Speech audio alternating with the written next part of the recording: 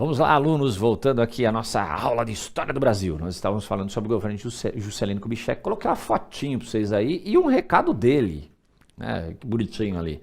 O recadinho dele, ó. Peço a Deus neste Natal que um novo ano restabeleça a esperança no Brasil maior e melhor e traga paz e humanidade tão perseguida e conturbada nesta hora. Juscelino Kubitschek. Bonitinho, eu sei que a gente tá...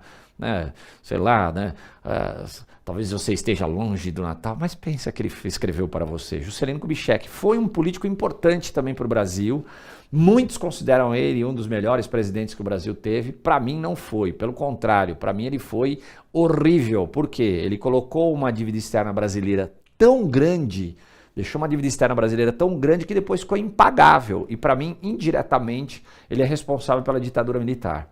Depois, se quiser, até eu explico para vocês ali por quê. Mas a dívida externa, quando ele deixa o governo, o Brasil tem uma dívida externa enorme, gigantesca.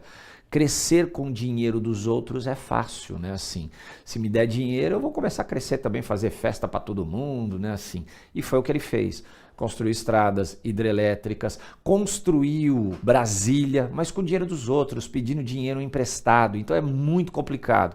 Tá aí ele, né, posando, todo poderoso ali, posando ali no Palácio do Planalto, né? A inauguração foi maravilhosa. A inauguração de Brasília teve festejos, festas, né, com fogos de artifício e tudo mais. Agora vem o governo de Jânio Quadros, 1961. O governo de Jânio Quadros é muito interessante. Jânio Quadros, ele é muito comparado, né? Na realidade, não ele comparado, mas quem é comparado a Jânio Quadros é o presidente Bolsonaro, porque o Jânio Quadros era meio atrapalhadão, assim.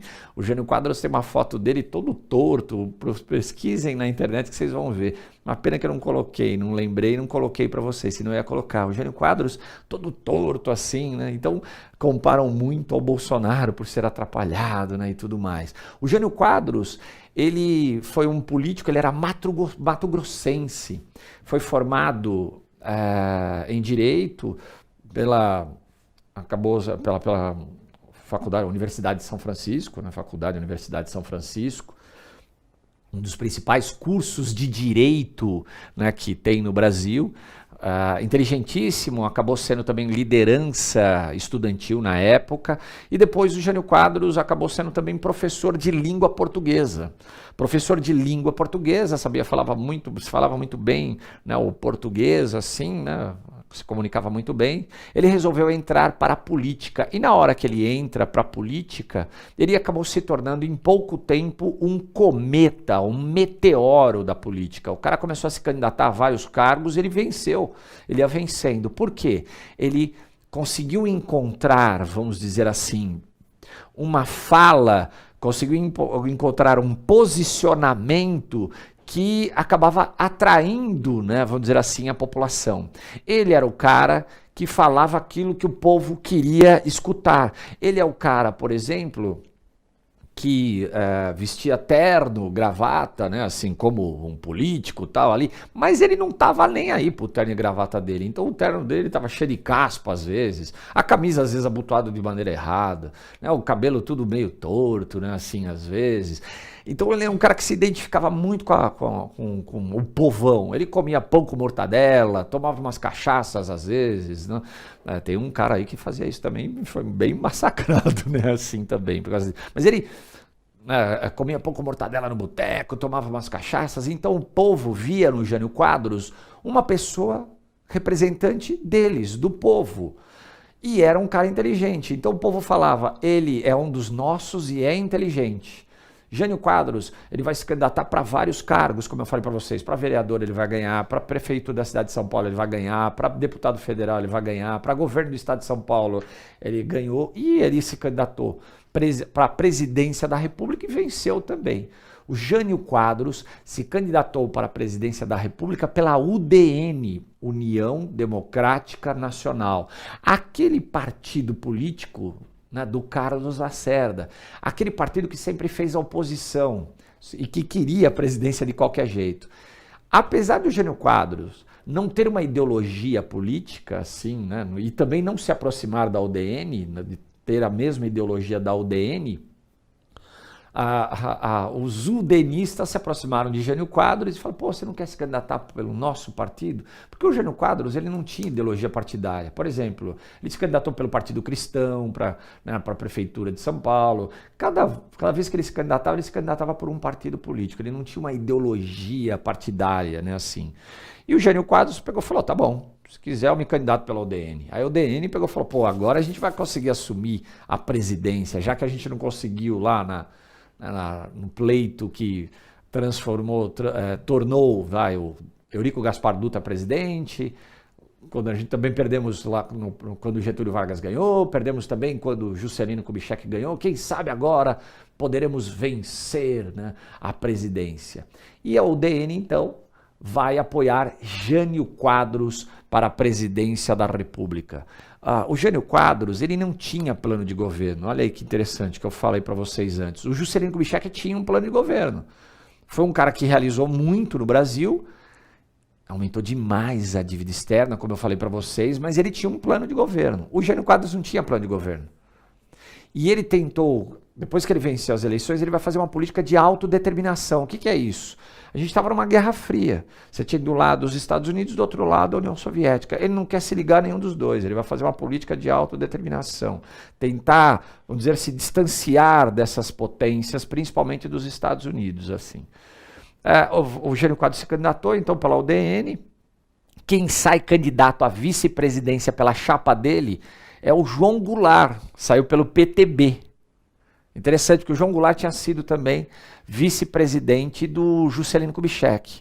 Então, sai Jânio Quadros, na chapa sai Jânio Quadros e João Goulart, candidato à vice-presidência e candidato a presidente da República, Jânio Quadros. Quem mais se candidatou nessa época? Adhemar de Barros? Não, Adhemar de Barros não se candidatou. Deixa eu lembrar aqui, o Adhemar de Barros, não. Mas vão ter outros candidatos, obviamente, né, que vão concorrer ali ao pleito da presidência da República, e o Jânio Quadros foi muito bem votado. O Jânio Quadros ganhou com aproximadamente 50% dos votos. O Jânio Quadros foi hiper bem votado. Venceu as eleições com o pé nas costas, afinal o povo se identificava com ele. Getúlio Vargas, então, não tinha plano de governo, vai desenvolver, como eu falei para vocês, uma política de autodeterminação. E quando ele assume a presidência da República, o Jânio Quadros, ele herda um Brasil que estava muito mal economicamente. Apesar de ter se desenvolvido muito no governo de Juscelino Kubitschek, o Brasil estava com uma dívida externa enorme, um custo de vida crescente e uma inflação também muito crescente. Jânio Quadros não tinha o que fazer, ele tinha que fazer uma política austera, uma política muito dura para tentar recuperar a economia do Brasil. Primeira coisa, ele fechou contrato com o FMI, Fundo Monetário Internacional, ele pediu dinheiro emprestado para o FMI. Só que o FMI impõe uma série de condições, né, para emprestar dinheiro. De certa forma até interfere no país, né? Mas ele pede dinheiro para o FMI, coisa que o Juscelino Kubitschek não havia feito. O Juscelino Kubitschek até fez até uma certa propaganda dele. Eu não vou fazer um acordo com o FMI porque eu não quero entregar o Brasil aos estrangeiros. Porque o FMI tem eles impõem uma série de condições para emprestar dinheiro. De certa forma, essas condições que ele coloca é uma interferência, né? Mas o Jânio Quadros falou, a gente não tem jeito de recuperar a economia do Brasil se nós não pedirmos dinheiro emprestado. Ele pediu mais dinheiro emprestado, então, ali agora para o FMI, para tentar equilibrar as contas do Brasil. Ele congelou os salários, porque ele falou, não dá para ficar dando aumento salarial, vou ter que congelar porque eu não tenho como pagar funcionalismo público. Então ele congelou os salários, demitiu funcionários públicos para reduzir, né, vamos dizer assim, a folha de pagamento do governo. O governo iria economizar, né? Ele desvalorizou a moeda nacional. Por que ele desvalorizou? Na época era o cruzeiro. Por que ele desvalorizou a moeda nacional? Ele desvalorizou a moeda nacional para tentar atrair, vamos dizer, investimentos aqui no Brasil. Só que quando ele desvaloriza a moeda nacional, quando ele desvalorizou a moeda nacional, ele acabou quebrando muita indústria nacional, muita empresa nacional. Outra coisa que ele fez também, ele restringiu o crédito. Ele não deu crédito. Por quê? Se dá crédito para as pessoas pegam o dinheiro e gastam. E quanto mais se gasta, isso acaba gerando inflação, dependendo da forma, acaba gerando a inflação. Então, restringiu o crédito. Ele toma uma série de medidas, então, para tentar controlar a economia do Brasil. A ideia era conseguir controlar a economia do Brasil. Então, pegou o dinheiro emprestado com o FMI, o Juscelino Kubitschek tinha pegado dinheiro, endividado demais o Brasil, mas ele pegou principalmente com os Estados Unidos, não foi com o FMI.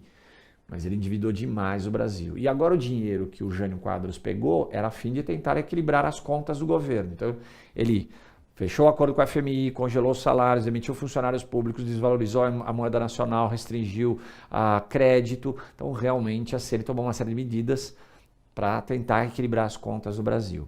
Dentro daquela política que eu falei para vocês de autodeterminação, ele condecorou Che Guevara, ele chamou o Che Guevara que tinha participado da Revolução Cubana, foi uma das lideranças da Revolução Cubana de 1959, e o Che Guevara, era comunista, cara. O Jânio Quadros chamou o Che Guevara no Brasil, o Che Guevara veio no Brasil, o Che Guevara na época era ministro do governo cubano, não me lembro se ele era ministro da Saúde, não me lembro agora, acho que não era do ministro da Saúde. Acho que tinha a ver com relações exteriores. Mas o Che Guevara era ministro do governo cubano, o Che Guevara veio no Brasil, foi recepcionado como se diz assim, recepcionado assim como se fosse chefe de Estado, e o Che Guevara foi condecorado no Brasil com a Ordem do Cruzeiro do Sul. A Ordem do Cruzeiro do Sul é a maior honraria do Estado brasileiro. E o Che Guevara era comunista, a gente estava numa Guerra Fria, Estados Unidos de um lado, a União Soviética do outro. Os Estados Unidos não queriam de forma alguma que o Brasil se tornasse um país comunista. Isso iria prejudicar a sua política internacional. Os Estados Unidos, então, fica muito bravo com essa ação do Jânio Quadros. Essa política de autodeterminação do Jânio Quadros, não quer se ligar às grandes potências. Jânio Quadros acabou com isso despertando raiva dos militares. O Jânio Quadros também, é engraçado que ele rompeu com a UDN, que era o partido que elegeu ele, que ajudou a elegê-lo. Por quê? Porque quando ele assumiu a presidência da República, ele nomeou ministros que eram desconhecidos. E nenhum dos ministros que ele nomeou era do partido que elegeu ele. Não era nenhum da UDN. A UDN ficou fula, né? Assim, ficaram muito bravos. A UDN, ela queria participar do governo. E o Jânio Quadros falou não. Então a UDN acabou pressionando muito o Jânio Quadros e o Jânio Quadros rompeu com a UDN. Então a UDN passou a fazer oposição ao governo do Jânio Quadros. E quem que é o principal opositor do governo do Jânio Quadros? Carlos Lacerda, o chato que fez oposição a Getúlio, ao Juscelino e agora ao Jânio.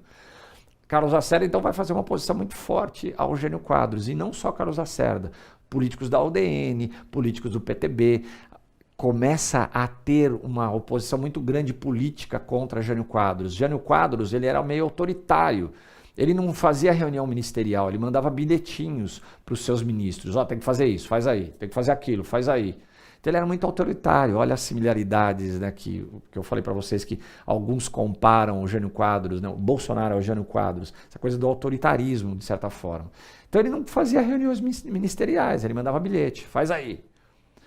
Então, muitos políticos fazendo oposição ao governo de Jânio Quadros, os militares fazendo oposição ao governo de Jânio Quadros, a população começou a ficar, vamos dizer assim, revoltada também com o Jânio Quadros, porque a inflação estava muito alta e ele tinha congelado os salários, então começou a ter uma oposição também por parte da população, que começaram a fazer greves. Com isso não teve jeito. Começaram a pressionar Jânio Quadros, e no dia 25 de agosto de 1961, Jânio Quadros renunciou ao governo brasileiro. Ele ficou um pouco mais de 6 meses no governo. 25 de agosto de 1961. Aliás, agosto é o mês, hein? No dia 24 de agosto de 1954, Getúlio Vargas cometeu suicídio. 25 de agosto de 1961, Jânio Quadros renunciou, né? Jânio Quadros, então, renunciou à presidência da República. Quem deveria assumir a presidência da República? O vice-presidente. Quem era? João Goulart. Só que o João Goulart, ele estava na China. Ele foi fazer uma visita para a China, uma visita oficial. O Jânio Quadros, inclusive, que mandou o João Goulart ir para lá. Vai lá, faz uns acordos comerciais. E o João Goulart, que é apelidado de Jango, né? O João Goulart, tá aqui, ó. O João Goulart, ele estava na China, visitando a China. Quando o Jânio Quadros renunciou, os militares falaram, nós não podemos deixar o João Goulart assumir a presidência da República, porque o João Goulart, o Jango, tá? Ele é comunista e ele vai implantar o comunismo no Brasil. Então os militares eles não queriam que o João Goulart assumisse a presidência do Brasil. Rapidamente começou a haver vamos dizer assim, um burburinho no Congresso Nacional e vamos dizer assim, os militares junto com os políticos chegaram a uma solução, que foi ideia até do Plínio Salgado, deputado federal na época, que tinha até lá atrás fundado o integralismo. O Plínio Salgado que deu a solução. Ele falou, por que a gente não muda a Constituição brasileira e institui o presidencialismo parlamentarista? Ou parlamentarismo presidencialista, tanto faz. E aí mudaram a Constituição do Brasil e instituíram um parlamentarismo. O presidente, ele é empossado, mas quem governa é um primeiro-ministro. E foi o que aconteceu. João Goulart voltou da China, quando ele chega no Brasil, ele é empossado presidente da República, porém, quem assume o governo é o primeiro-ministro, que na época foi Tancredo Neves. Tancredo Neves foi o primeiro-ministro, ele que governava o Brasil, não era o João Goulart. João Goulart era só uma figura, vamos dizer assim, era uma vitrine só. Ele só olhava o que acontecia, ou olhavam ele, né? Quem governa, então, era o primeiro-ministro. Então tá aí, governo de Jânio Quadros, no próximo bloco a gente fala um pouquinho do João Goulart, tá bom? Até o próximo bloco.